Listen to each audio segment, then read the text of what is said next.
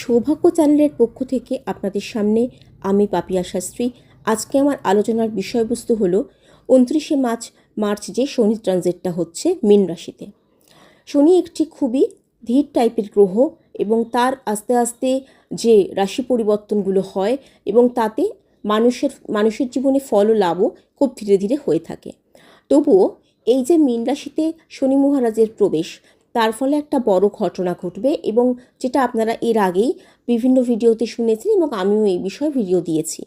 আজকে আমি বলবো যে এই যে পরিবর্তনটা হচ্ছে এবং তার ফলে বেশ কয়েকটা রাশি, বিশেষ করে 3টে রাশি বিশেষভাবে ফললাভ করবে।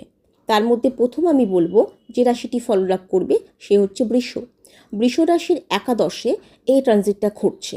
তার ফলে বৃষ রাশির বিলাসিতার প্রতি মন থাকবে এবং এর মনে ধনসম্পদের প্রতি একটা সম্পদের একটা উপায় পাবে, যেগুলোকে আরও বেশি সঞ্চয় করতে পারবে এবং কঠোর পরিশ্রমের ফল পাবে।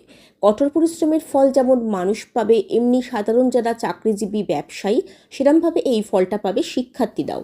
যারা খুব কষ্ট করে পড়াশুনো করেছে তারা তাদের মিষ্টি ফল এবার দেখতে পাবে এবং মানুষের এই জাত ব্যক্তিদের যারা আছেন এই রাশির মানুষরা, তাদের মধ্যে একটা ধর্মের প্রতি আকর্ষণ বাড়বে। এবার আবার দেখব মিথুন রাশির দশমে ঘটছে এই ট্রানজিট এবং এর ফলে মিথুন রাশির সবথেকে বড় যে পরিবর্তনটা হবে সেটা হচ্ছে কেরিয়ারের ওপরে। কেরিয়ারে ব্যাপক উন্নতির একটা ইঙ্গিত বহন করে এবং এই ইঙ্গিতটা যথেষ্টই ইতিবাচক এবং জীবনে বিভিন্ন রকম পরিবর্তন আসবে যেগুলো মিথুন রাশিকে ভালোভাবে নাড়িয়ে দেবে এবং এই যে একটা নাড়িয়ে দেওয়া এতে মিথুন রাশির জাতক জাতিকার পক্ষে যথেষ্ট ভালো এবং ব্যবসায় একটা সম্প্রসারণ এবং জীবনে একটা নতুন দিকের সন্ধান পাবেন মিথুন রাশির জাত ব্যক্তিরা।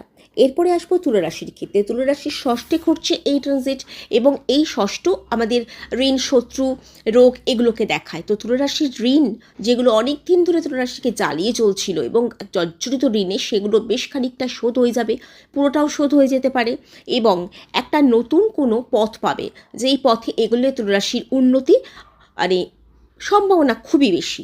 এবার আর একটা দিক হচ্ছে আর্থিক উন্নতি পাবে এবং বিদেশ ভ্রমণের একটা সম্ভাবনা থেকে যাচ্ছে। শত্রুদের কাছ থেকে কিছুটা হলেও বিজয়ী হবে, শত্রু একটা বিনাশের পথ পাবে এবং বহুদিন ভুগে আসা পুরনো অনেক রোগ জ্বালা থেকে মুক্তি পাবে তুলা রাশির লোকজন।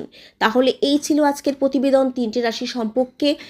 শনির এই ট্রানজিট এর ভিডিও আপনাদের কেমন লাগলো জানাবেন এবং সঙ্গে থেকে বেল আইকনটি প্রেস করে দেবেন, চ্যানেলটি সাবস্ক্রাইব করবেন, লাইক করবেন। তাহলে আজকের মতো নমস্কার।